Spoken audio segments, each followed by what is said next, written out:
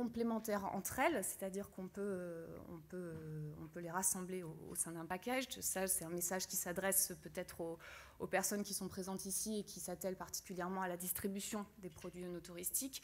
Et ils sont intégrables justement soit sur des packages de type, on va dire, généraliste consacrés au tourisme en Provence, mais également ça a des packages vraiment axés purement œnotourisme en France, et là donc en particulier sur la Provence et la vallée du Rhône. Au niveau de la mise en marché, bon, je dis des choses qui peuvent paraître évidentes, mais enfin tant pis, je les reprends quand même. Il y a plein de manières de mettre le produit œnotouristique en marché, c'est sa force et aussi sa faiblesse.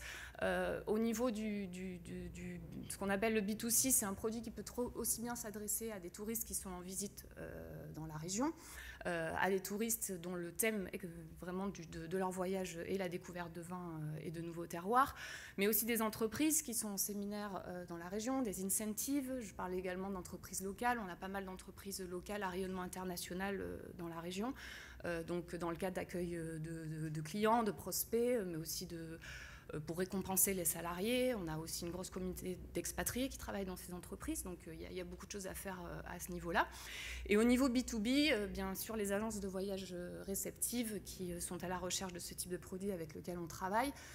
Aussi les agences et les tours opérateurs de luxe qui proposent des offres un peu plus séminaires de type VIP, puisque l'univers du vin et de l'œnologie est souvent associé au monde du luxe.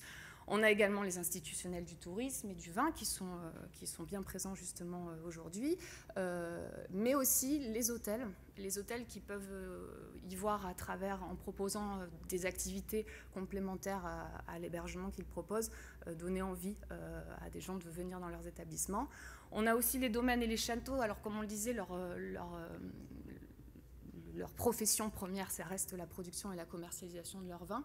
Mais néanmoins, ça peut être intéressant aussi pour eux de pouvoir proposer une manière de se rendre facilement sur leur domaine grâce à, entre autres, nos prestations qui, comme je le disais, incluent le transport.